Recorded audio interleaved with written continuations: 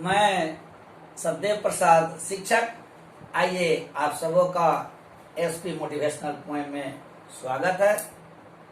Subscribe कर दें एवं घंटी दबाकर ऑल पर सेलेक्ट कर दें ताकि मेरे द्वारा लिखी गई शैक्षणिक नैतिक कविता भी आप तक पहुंचता रहे, साथ ही साथ 12वीं की हिंदी भी आप तक आसानी से पहुंचता रहे। वर्तमान सुधर जाए तो सब सुधर जाएगा, वर्तमान सुधर जाए तो सब सुधर जाएगा।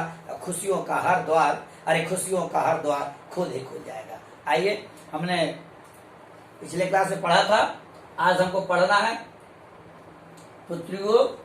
आपसे पूछेगा कि पुत्र वियोग कविता किसकी रचना है, तो हम लिखेंगे सुभद्रा कुमारी चौहान। आपसे पूछेगा कि मन को समझाना कब कठिन हो जाता है, मन को समझाना कब कठिन हो जाता है, तो उसका उत्तर हम लिखेंगे, उसका उत्तर लिखेंगे पुत्र के मरने पर, पुत्र के मर जाने पर। बच्चों को कुछ होता तो घर का सब कोई रोता, बच्चों को कुछ होता तो घर का सब कोई रोता, लेकिन माँ का रोना औरों से निश्चिंत अंतर होता है। इसलिए स्वाभाविक है, माँ बच्चा मरता है तो सबसे ज्यादा माँ रोती है। तो आपसे पूछेगा कि मन को समझाना कब कठिन हो जाता है। एक माने कहने का भाव है कि एक माँ के लिए मन को समझाना कब कठिन हो जाता है, तो उसका उत्तर लिखेंगे पुत्र के मरने पर। फिर आपसे पूछेगा कि सुभद्रा कुमारी चौहान की किस कविता पर गोरी चमड़ी वालों ने, अंग्रेजों ने 7 समंदर पार से भारत में आकर व्यापार करने वाले फिरंगियों ने सुभद्रा कुमारी चौहान की किस कविता पर प्रतिबंध लगाया था, तो हम लिखेंगे झांसी की रानी। क्या लिखेंगे? झांसी की रानी। फिर आपसे पूछेगा खिलौना किसका प्रतीक है, खिलौना किसका प्रतीक है, उसका उत्तर लिखेंगे हम पुत्र का। फिर आपसे पूछेगा कि कवित्री सुभद्रा कुमारी चौहान, कवित्री ऐसे लिखेंगे, कवित्री हम ऐसे लिखेंगे। सुभद्रा कुमारी चौहान की शादी किसके साथ हुई, तो लिखेंगे ठाकुर लक्ष्मण सिंह के साथ। पूछेगा कि ठाकुर लक्ष्मण सिंह से सुभद्रा कुमारी चौहान की शादी कब हुई, तो लिखेंगे 1919 ईस्वी। लेकिन इसके जो पति हुए ठाकुर लक्ष्मण सिंह, ये भी नामी वकील थे, ये भी प्रसिद्ध वकील थे। इन्होंने भी भारत के लोगों को जगाने के लिए, भारत के लोगों में आजादी की बात को भरने के लिए, भारत के लोगों में आजादी के महत्व को बताने के लिए इन्होंने भी कई किताबें लिखी थी। अतः हम कह सकते हैं एक वीरांगना को वीर मिला, एक वीरांगना को वीर मिला, दोनों का जीवन हिलमिल चला। तो इनके द्वारा लिखी गई जो कविता पुत्र वियोग है, उसका कुछ शेष रह गया था।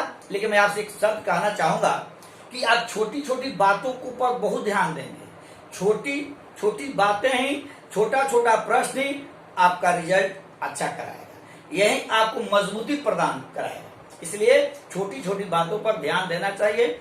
और आप जानते हैं कि यही क्वेश्चन, छोटा छोटा क्वेश्चन ही आपको सफलता की मंजिल पर ले जाएगा और आपको एक नई राह दिखाएगा। इसलिए छोटी छोटी बातों को आप नकारेंगे नहीं। और आइए, मेरा 5वां प्रश्न शेष रह गया था और 5वां प्रश्न है, माँ के लिए अपना मन समझाना कब कठिन है और क्यों। हम जानते हैं माँ ममतामयी होती है, माँ करुणामयी होती है, माँ का हृदय काफी कोमल होता है। माँ का हृदय इतना कोमल होता, इसको यूँ कहा जाए दुनिया की हर चीज जो है या वस्तु है सबसे ज्यादा कोमल होता है, तो वह है माँ का हृदय। कौन है? वो है माँ का हृदय। और वही माँ बच्चों के लिए मंदिरों जाती है, मंदिरों में जाती है, मन्नतें मांगती है, शीश झुकाती है। क्यों? क्योंकि मेरा बच्चा स्वस्थ रहे। जब जब मंदिर पूजन जाती, अरे सजा धजा ले जाती है, जब जब मंदिर पूजन जाती सजा धजा ले जाती है, कितनी भांति दुआ मांगती, माँ ही समझ तो पाती है, माँ ही समझ तो पाती है। चाहे होती बहुत ही दिन, नित्य खिलाती नवीन नवीन, कहीं से आती घूम के, चुम्मा लेती झूम के, चुम्मा लेती झूम के। वो अपने बच्चों को पढ़ाती है, बच्चों को पढ़ाती है, बच्चों में संस्कार डालती है। और बच्चा जब तक रोता है तब तक वह चैन नहीं पाती है। बच्चा जब तक चुप न हो जाए, बच्चा जब तक सो न जाए, तब तक हर माँ, दुनिया की हर माँ लोरिया गाती रहती है और थपकियां देती रहती है। लेकिन आज कवित्री का पुत्र नहीं है, क्योंकि वो असमय ही चला गया है। इसलिए आज कवित्री का मन काफी दुखी है। कवित्री आज बहुत पीड़ा में है, क्योंकि वह बेटा को खो चुकी है। इसलिए आज कवित्री अपने मन को चाह कर भी नहीं समझा पा रही है। इसलिए हम लिखेंगे कि एक कोई माँ है, उसका अगर बच्चा चला जाए तो क्या कोई माँ चैन की नींद सो सकती है? क्या नहीं। इसीलिए आज कवित्री काफी दुखी है, क्योंकि उसका बेटा खो गया है, जिसके लिए सब कुछ किया, पढ़ाया लिखाया, मन्नतें मानी, मंदिरों में गई, नारियल चढ़ाई, दूध चढ़ाए, बतासे चढ़ाए, सारे प्रयास की, लेकिन आज बेटा चला गया है और समय उसकी मौत हो गई, मृत्यु हो गई, जिसकी वजह से आज वह चाह कर भी अपने मन को तसल्ली देना चाहती है, लेकिन उसका मन मान नहीं रहा है कि अब मैं क्या करूं। वह सोचती है काश मेरा बेटा अगर आ जाता तो मेरी दुनिया में एक नई रोशनी मिल जाती। लेकिन आज बेटा चला गया है, इसलिए मन को समझाना बड़ा कठिन हो गया है। किसके लिए? कवित्री के लिए। छठा प्रश्न है, पुत्र को छावना कहने में क्या भाव है, उसे उद्घाटित करें।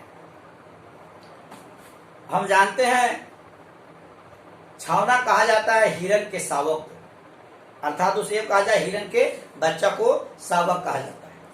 तो हिरण का बच्चा काफी कोमल होता है, काफी मुलायम होता है, काफी सुंदर होता है, काफी आकर्षक होता है, और वह हिरण एक पल भी अपने बच्चे से अलग नहीं जा पाती है। वह हर पल अपने बच्चे की चिंता करती है। जिस प्रकार हिरण अपने बच्चे की देख रेख करती है, उसी प्रकार हर माँ भी अपने बच्चे को पालती है, पोसती है। और जिस तरह शावक की तुलना इसलिए किया गया है कि शावक हिरण का बच्चा काफी कोमल होता है, ठीक उसी प्रकार हर माँ का बच्चा माँ के लिए काफी ही कोमल होता है, काफी सुंदर होता है, काफी आकर्षक होता है।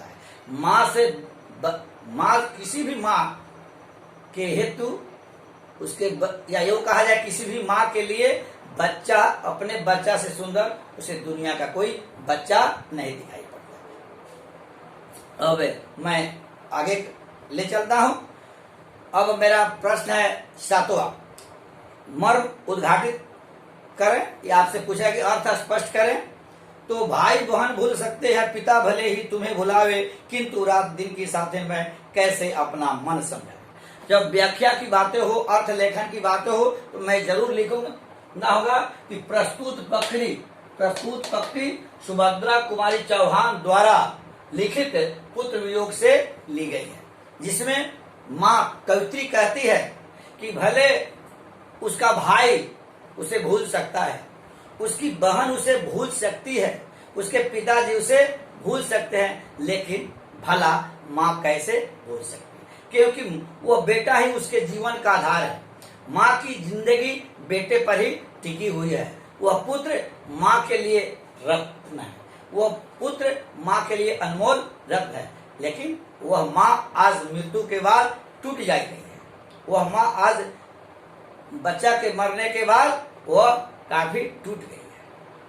हम जानते हैं कि कभी कहती वह मुन्ना भैया, कभी कहती वह राजा, कभी कहती वह मुन्ना भैया, कभी कहती वह राजा, अरे हर पल ही खिलाया करती, अरे हर पल ही खिलाया करती, सब कुछ ताजा ताजा, सब कुछ ताजा ताजा। बच्चों की नींद सोती है, बच्चों की नींद सोती है, बच्चों की नींद जगती है, न जाने बच्चे पालन में कितनी रातें जगती है, कितनी रातें जगती है। लेकिन आज मृत्यु के बाद माँ टूट गई है। मृत्यु के बाद माँ आज क्या हो गया?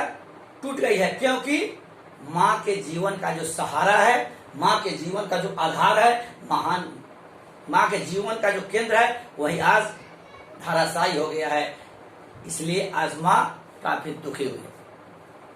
8वां प्रश्न है, कविता का भावार्थ संक्षेप में लिखे। कविता का भावार्थ यह है, एक माँ है, एक माँ का जीवन बच्चा ही है और बच्चा असमय मर जाता है, जिसकी वजह से माँ काफी दुखी है, क्योंकि माँ उस बच्चे को अपनी गोद में आने के लिए या उदर में आने के लिए न जाने कितने बार मंदिरों में जाती है, कितने मन्नतें मांगती है, न जाने कितने बार वह शीश झुकाती है और शिक्षा देती है, संस्कार डालती है, उसके बगैर पल भर रह नहीं सकती है। अगर वही माँ जो बच्चा खो दे तो स्वाभाविक है, कोई भी माँ अगर अब बच्चा अगर उसका असमय उसकी मृत्यु हो जाए तो स्वाभाविक है कि माँ का जीवन बड़ा ही दुखद हो जाता है, माँ का जीवन बड़ा ही कठिनाई हो जाता है, क्योंकि माँ बच्चे को अपने जीवन का आधार मानती है, माँ बच्चे को अपने जीवन का केंद्र मानती है, माँ बच्चों की खुशी में ही अपनी खुशी मानती है। सच है कि माँ भगवान का दूसरा रूप है, माँ भगवान का प्रतिरूप है, क्योंकि माँ को पल पल ही बच्चों के खाने की चिंता सताती रहती है।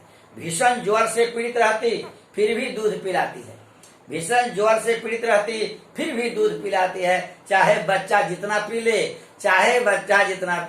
फिर भी नहीं अगाती है, सिर्फ माँ दुनिया में ऐसी है, माँ दुनिया में पहली ऐसी है जो बच्चों को सुंदर बनाने में अपनी सुंदरता खो देती है। ठीक है, जय हिंद, जय भारत।